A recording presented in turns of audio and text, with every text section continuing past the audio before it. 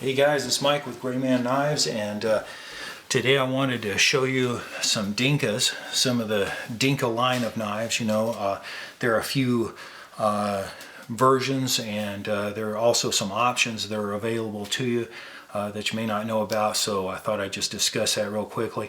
I just left a sawtooth here for size comparison. We do have sawtooths available right now. But this will give you kind of a feel for, if you know what size a sawtooth is, basically, then you'll have a feel for what the size of the Dinkas are and what the mini Dinkas are like. As far as the etymology of the name, Dinka are a Central African tribe, and some of the coolest human beings I've ever had the pleasure of knowing are from the Dinka tribe, and so I named them this just because I thought it would be kind of a nice tribute to them. They're very hardy and practical people, and I'd like to think that these are hardy and practical knives. All of the Dinkas are made with 1/4 inch thick 1095 steel. A lot of you, that will sound like a very, very thick, smaller knife, compact knife.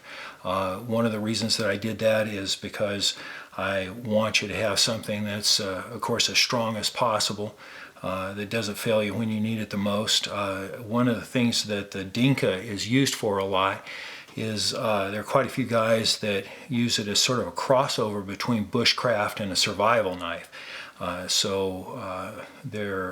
The idea is something that's nimble enough that they can use it for a bushcraft knife, but that it also is strong enough that if things go really bad, they can count on it.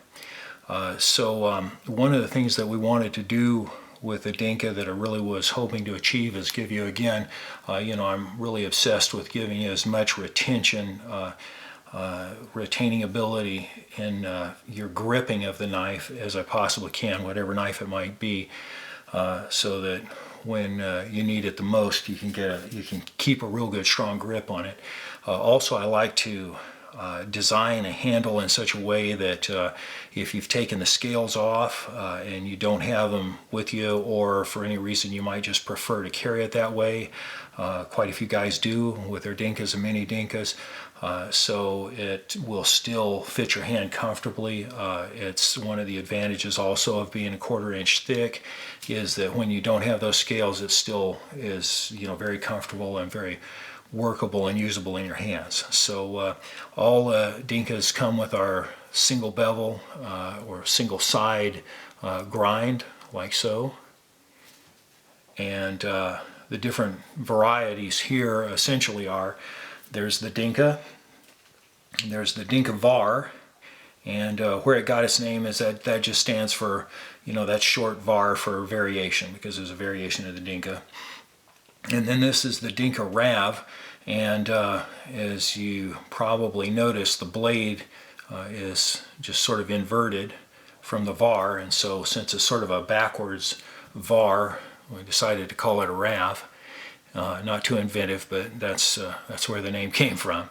And each of these, obviously has a different appeal depending on who's looking to buy it. If you're interested in a knife that is probably going to be a weapon first and a tool second, then the var is a good choice, needless to say, because you've got a lot of angles that you can use for attack and defense with it, since you've got a lot of cutting surface. The Dinka itself, the regular Dinka, is very practical if you do expect to be doing some batoning with it, and you want to have that area so that you can really get up and choke up on the top of that knife. As you can see, needless to say, with the var, that's really not super practical. The way that it's designed is for you to be able to handle it, to hold it like so, with your thumb on the top of the ramp, but your hand just back a little ways, or if you're going to choke up tighter, to get up and then bring your thumb over on the other side and lock your thumb down like so. It should also be comfortable for you. It's comfortable for me to carry it this way, so hopefully it will be for you too. And that's pretty much telling you everything there is about these guys. If you'd like to see some of the varieties of mini Dinka, or see them as a size comparison. Here's a Dinka and a mini Dinka. And we have a few options there too, of course, with mini Dinkas. The Dinka, mini Dinka var is just like the big Dinka var. It's essentially, the same concept. Again, with holding it, you can hold on to it back like so and still have room for your thumb. But if you're going to be holding it up tight, then of course, you're going to want to lock the thumb over on the other side. If you do want a version of this that you don't have an edge or a bevel of any kind on top, just let me know. And because I'm grinding this for you, of course. I grind all of our fixed blade knives, so I'll be grinding yours too. And just let me know, and we can do it just like so that you'll have plenty of room there for your thumb, and so that you'll be able to use this for batoning, whacking, for whatever you might want to use it for. But some people just feel more comfortable with having a single edge. Now, the least common version of this that you'll see of a mini Dinka is this version right here, where someone asks just to grind the top edge here. And the reason for that, of course, is it's primarily for hunters, to use it as a gut hook. And that's basically so that a hunter can go ahead and vivisection his animal essentially with one clean zip. And this area isn't sharp, and I blended the edges along here too, so that it doesn't cut into the intestines, cut into the guts, and release what you're trying to hold in.